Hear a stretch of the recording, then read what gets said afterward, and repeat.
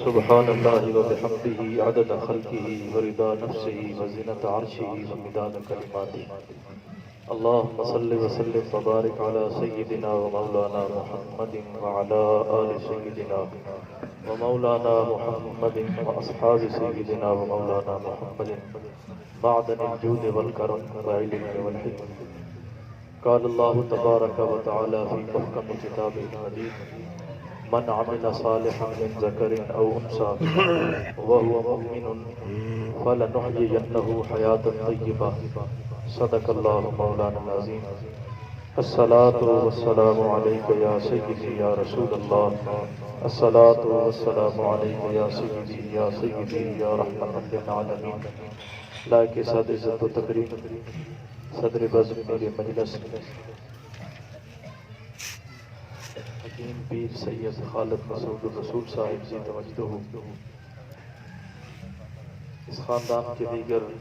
مشائخ بزرگ دوستوں علماء مشائخ اور محترم حاضرین و سامعین، وقت کے دامن میں اتنی گنجائش نہیں ہے کہ طویل گفتگو کی جا سکے۔ انتہائی اختصار کے ساتھ جو آیہ کریمہ میں نے آپ کی خدمت میں ہدیہ تلاوت کی ہے، مالک ارض و سما نے حضور کی ساری امت کو یہ مجد جاں فضا سنایا ہے، من عمل صالحا من ذکر او انثی۔ حضور کی امت کا کوئی بھی فرد ہو، کسی بھی خطے کا رہنے والا ہو، کسی بھی قبیلے سے تعلق رکھنے والا ہو، کسی بھی نسب کے ساتھ اس کا تعلق ہو، کسی بھی ذات والا ہو، پڑھا لکھا ہو ان پڑھ ہو، جاہل ہو عالم ہو، شہر کا رہنے والا ہو دیہات کا رہنے والا ہو، من عمل صالحا من ذکر او انثی، جس بھی غلام محمد نے لا الہ الا اللہ محمد رسول اللہ کی گواہی دی ہے اور اس کے بعد اس کی زندگی اعمال حسنہ پر گزری ہے، میرا رب فرماتا ہے کہ میں خلاق عالم کا یہ وعدہ ہے اپنے نبی کی امت کے ساتھ، فَلَنُحْيِيَنَّهُ حَيَاةً طَيِّبَةً، ہم اس کو ایسی پاکیزہ زندگی عطا فرمائیں گے جس پہ دنیا کے بادشاہ اور سلاطین جہاں فخر کریں گے، ایسی زندگی عطا فرمائیں گے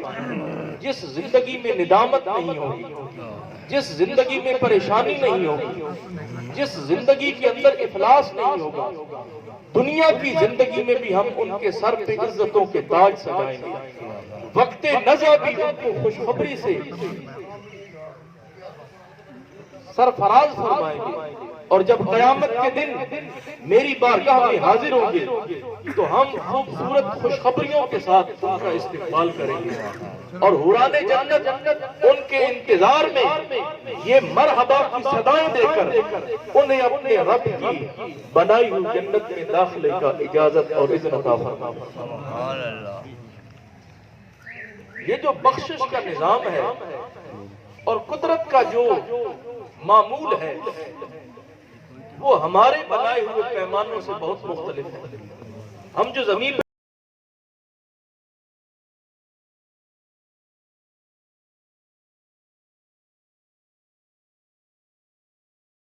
بارگاہ میں کیا منظور ہے اور اس کی بارگاہ میں کامیابی کے کون سے راز ہیں، وہ اس کے اپنے اسرار ہیں۔ بندے کی مغفرت اور بخشش کے لیے کوئی ایک بات، کوئی معمولی سے معمولی عمل جو اس کو پسند آ جائے اور وہ اپنی بارگاہ میں قبول کر لے، وہ بظاہر دنیا داروں کی نظر میں معمولی عمل ہوتا ہے، لیکن اللہ کی بارگاہ میں اگر وہ معمولی عمل قبول ہو جائے تو بندے کی بخشش کے لیے کافی اور شافی۔ ایک چھوٹی سی مثال دیکھیں، بات آگے کرتے ہیں۔ حضور کی بارگاہ میں ایک شخص آیا اور آیا اونٹ کے اوپر سوار، وہ شتربان اونٹ سے اترا، اونٹ سے اترنے کے بعد تاجدار کائنات کی بارگاہ میں حاضر ہوا۔ حاضر ہونے کے بعد اس نے اسلام کے متعلق حضور سے پوچھا۔ سرکار نے اس کو اسلام کے بنیادی احکامات کی تبلیغ فرمائی۔ وہ متاثر ہوا، اسلام قبول کیا، کلمہ طیبہ پڑھا، اشہد ان لا الہ الا اللہ و اشہد ان محمد عبدہ و رسولہ کی گواہی دی۔ بس اتنا وقت اس کو اسلام کے دامن میں واپس چلا گیا۔ آپ کو پتا ہے کہ اونٹ جب بیٹھا ہو تو اس پہ سوار ہونے کے لیے پہلے بندہ اس کی گردن پہ چڑھتا ہے، پھر اس کی پیٹھ پہ سوار ہوتا ہے۔ تو جب وہ شخص جو نووارد مسلم ہے، جس کے اسلام کا وقت انتہائی مختصر ہے، اس مختصر سے وقت کا مسلم جب اونٹ پہ سوار ہونے لگتا ہے تو اونٹ کی گردن پہ جو ہی چڑھا اپنا توازن برقرار نہ رکھ سکا، اونٹ کھڑا ہو گیا، اس کی پشت سے وہ نووارد مسلم گرا اور گرا گردن کے بل، گردن کا منکا ٹوٹ گیا اور وہیں پہ وہ موت کے آغوش میں چلا گیا اور فوت ہو گیا۔ جب فوت ہوا تو سرکار کی بارگاہ میں عرض کی گئی کہ وہ جو ابھی حضور کی بارگاہ میں حاضر ہوا، حضور نے اس کو کلمہ پڑھایا، وہ مسلمان ہوا، اور وہ مسلمان ہونے کے بعد جو ہی اپنی سواری پہ سوار ہونے لگا، اونٹ کی پیٹھ سے گرا اور وہ فوت ہو گیا۔ حضور اٹھ کھڑے ہوئے تعجب اور حیرانگی میں، اور حضور نے فرد افسوس سے کہا، ہوا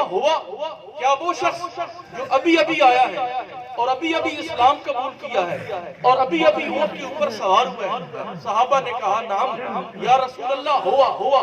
وہی شخص جو ابھی آیا ہے۔ حضور نے فرمایا بشرہ بالجنت والمغفرت،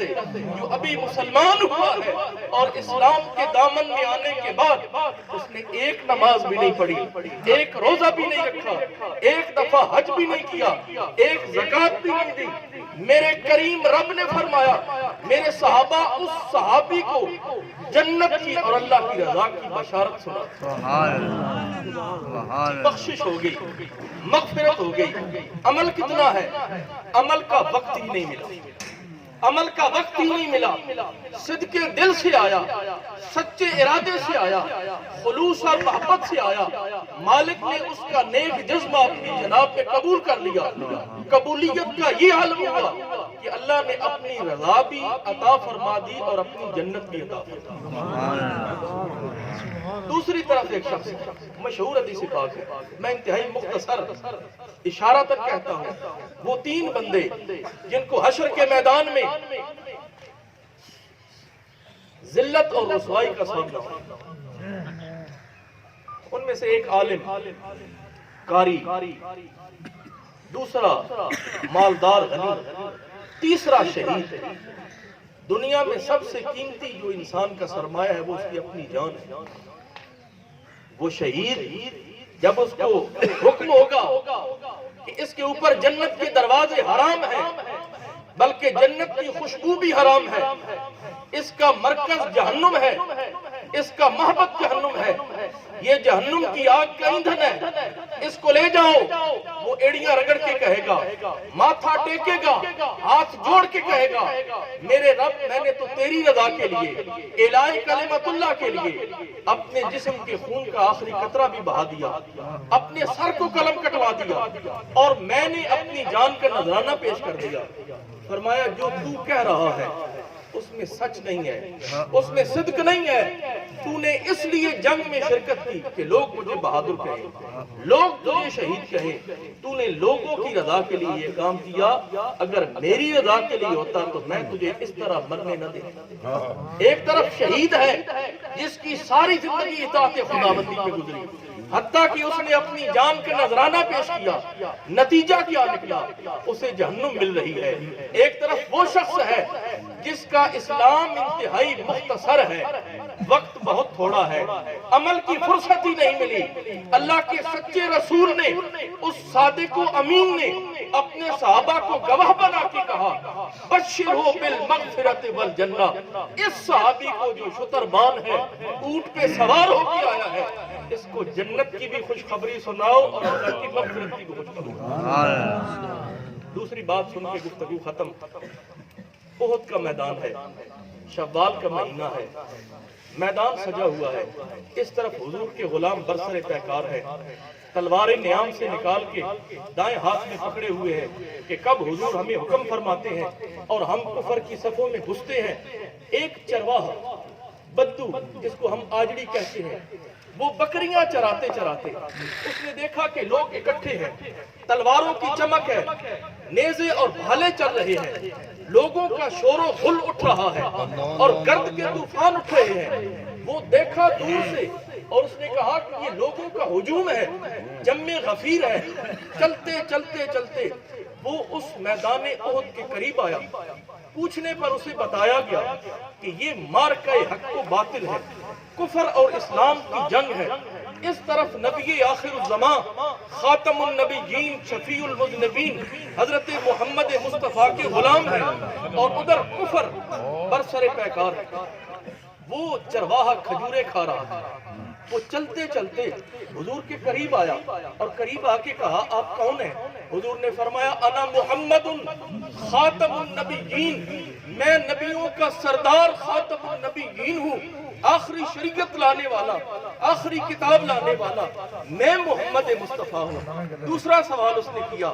آپ کس چیز کی دعوت دیتے ہیں؟ حضور نے فرمایا میں اسلام کی دعوت دیتا ہوں، دین برحق کی دعوت دیتا ہوں، اللہ کی وحدت اور الوہیت کی دعوت دیتا ہوں، اپنی رسالت کی تصدیق کی دعوت دیتا ہوں، مرنے کے بعد دوبارہ اٹھنے کی دعوت دیتا ہوں، جنت اور دوزخ کے برحق ہونے کی دعوت دیتا ہوں۔ یہ دعوت اللہ نے مجھے دے کے اور اس کام کو میرے سپرد کر کے اس دنیا میں بھیجا ہے۔ چرواہے کا تیسرا مختصر سوال، اس نے کہا اے اللہ کے سچے رسول، اے نبیوں کے سردار، میں چرواہا ہوں، کسی کا ملازم ہوں، اگر میں اسلام قبول کر لوں تو کیا مجھے نفع ہوگا، مجھے فائدہ کیا ہوگا؟ حضور نے فرمایا اگر تو اسلام قبول کرے تو حوران جنت تیرے انتظار میں ہے، اور اگر تو ہماری صف میں شامل ہو جائے، جہاد کرے، اور اگر تو بن جائے غازی، پھر بھی تیرے لیے دائمی بخشش ہے، اور اگر تجھے مل جائے جام شہادت تو پھر حوران جنت تیرے آنچنوں سے اپنے دامن کو معطر کرے گی۔ اس نے، چرواہے نے، یہ مکالمہ لکھا ہوا ہے سیرت کی کتابوں میں، اور ہمارے شیخ حضرت ضیاء الامت جس تصویر محمد کرم شاہ الازہری رحمت اللہ علیہ نے سیرت النبی کی اپنی معرکۃ الآراء کتاب ضیاء النبی کے اندر لکھا ہے، وہ مکالمہ کرتے کرتے جب ساری باتیں طے ہو گئی، اس کا دل اسلام کی طرف مائل ہو گیا، اس نے اپنی کم مائگی کا اظہار کیا۔ وہ بدو چرواہا کبھی اپنے جسم کو دیکھے، کبھی اپنے کپڑوں کو دیکھے، کبھی اس لاٹھی اور چھڑی کو جو اس کے ہاتھ میں تھی وہ دیکھے، وہ دیکھے اپنے ہاتھوں کو، اس سے رہا نہ گیا۔ اس نے بارگاہ مصطفیٰ میں عرض کی اے اللہ کے سچے رسول، جن وعدوں کا آپ مجھ سے وعدہ فرما رہے ہیں اور جن خوشخبریوں کا آپ ذکر کر رہے ہیں، کیا وہ میں بدو شخص جس کا قد نامناسب ہے، جس کے نین نقش اتنے خوبصورت نہیں، جس کے جسم سے بدبو کے بھبوکے اٹھتے ہیں، جس کا لباس کٹا پھٹا ہے،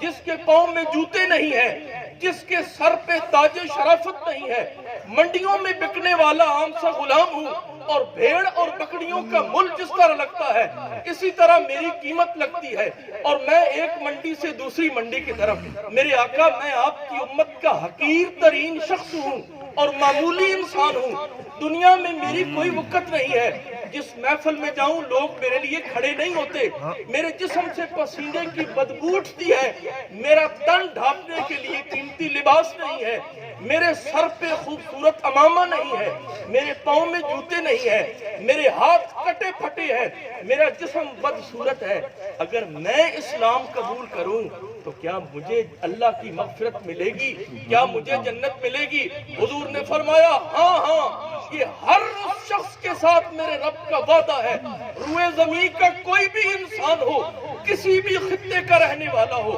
کسی بھی نسل اور قبیلے سے تعلق رکھتا ہو، جب وہ کہے گا اشہد ان محمدن عبدہ و رسولہ، تو میں محمد اس کو جنت کی ضمانت عطا فرماؤں۔ انہوں نے فرمایا یہ اسلام جو تم نے مساوات بنائی ہے، اس مساوات کو ختم کر کے اپنی مساوات پیش کرتا ہے۔ جو تم نے عزت و تکریم کے پیمانے بنائے ہوئے ہیں، ان کو اسلام ختم کر کے کہتا ہے کلکم آدم و آدم من تراب، تم سب اولاد آدم سے ہو اور حضرت آدم مٹی سے تھے، تم میں کسی کو کسی پر کوئی برتری نہیں۔ حضور نے اپنی آخری خطبہ ارشاد فرمایا لا فضل لعربی علی عجمی ولا لعجمی علی عربی ولا لأحمر علی اصفر ولا لأصفر علی احمر، کسی کالے کو گورے پر، گورے کو کالے پر کوئی برتری حاصل نہیں۔ ان اکرمکم عند اللہ اتقاکم۔ پھر حضور نے عمل سے ثابت کیا، عمل سے ثابت کر کے جب فتح مکہ ہوا، تاریخ انسانیت کے اندر یہ وہ واحد غزوہ ہے اور حضور کا جہاد ہے جس میں ایک قطرہ بھی خون کا نہیں بہا۔ 10 سال کے بعد 10,000 کا لشکر جرار حضور کے ساتھ ہے اور حضور مکہ مکرمہ کے اوپر تشریف لائے ہیں۔ مکہ والے قریشی سردار سر بگریباں ہیں، آنکھیں جھکی ہوئی ہیں، پریشانی کے عالم میں ہیں۔ اب ہمارے ساتھ کیا ہوگا؟ ہماری تکہ بوٹیاں ہوں گی، ہمیں سولیوں پہ لٹکایا جائے گا۔ ہم ہی وہ ہیں جو بلال کو ستانے والے ہیں، ہم ہی ہیں جو صہیب کو سولی پہ لٹکانے والے ہیں، ہم ہی ہیں جو حضور کے غلاموں کو ستانے والے ہیں۔ حضور ہمارے ساتھ کیا کریں گے؟ بلکہ حضور کے لشکر میں سے ایک شخص نے جس کے ہاتھ میں علم تھا، اس نے کیا کہا؟ ترنگ میں آ کے اس سے نکلا کہ وہ جب مکہ سے حضور نکلے تو ایک ابو بکر تھا، ایک حضور تھے، اب 10,000 کا لشکر جرار حضور کے ساتھ ہے اور ہمارے پاس تیر تلوار اور نیزوں کی کثرت ہے۔ اب ہم جا کے مکہ والوں سے پوچھیں گے کہ تم ہی وہ لوگ ہو جنہوں نے ہمیں مکہ سے نکالا تھا، تم ہی وہ لوگ ہو جنہوں نے ہمیں ہجرت پہ مجبور کیا تھا، تو منہ سے نکل گیا بے ساختہ الیوم یوم الملحمہ، آج کا دن بدلہ لینے کا دن ہے، آج کا دن سر قلم کرنے کا دن ہے، آج کا دن تکہ بوٹی کرنے کا دن ہے، آج بدلے کا دن ہے۔ حضور کے مبارک کانوں میں جب یہ آواز گئی، حضور دوڑے دوڑے آئے اور اس صحابی کے ہاتھ سے علم لے کے کہا خبردار یہ نہ کہو کہ آج بدلے کا دن ہے، بلکہ یوں کہو الیوم یوم المرحمہ، آج بخشش کا دن ہے، آج مغفرت کا دن ہے، آج معافی کا دن ہے، آج اذنعام کا دن ہے۔ حضور نے علم لے کے دوسرے صحابی کو پکڑایا، کہا یہ نعرہ لگاؤ الیوم یوم المرحمہ۔ نعرہ تکبیر، نعرہ رسالت، نعرہ تحقیق، نعرہ حیدری۔ حضور جب تشریف لے گئے مکہ مکرمہ میں، خانہ کعبہ شریف کے اندر حاضر ہوئے تو سارا آپ کو تفصیل پتہ ہے۔ حضور نے پوچھا میں تمہارے ساتھ کیا سلوک کروں؟ تو بڑے بڑے ظالم جابر صفاق قریشی سردار بیٹھے ہیں، اور حضور نے جب یہ کہا کہ میں تمہارے ساتھ کیا سلوک کروں تو انہوں نے یک زباں ہو کے کہا انت کریم و ابن کریم،